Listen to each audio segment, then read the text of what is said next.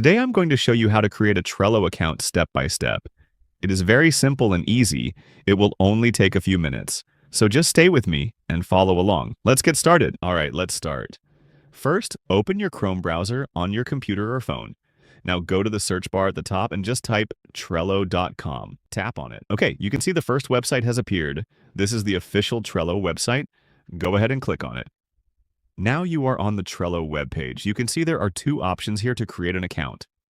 Click on Create for Free button. All right, now you can see there are many options to create your account. Here you can see Gmail, so go ahead and click on your Gmail. Now click on Continue with Google. Click on it to move forward. Okay, and now you will see a few permission screens.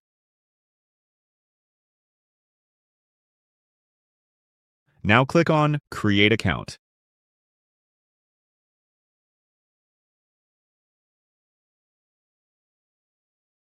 Accept all and click Skip again.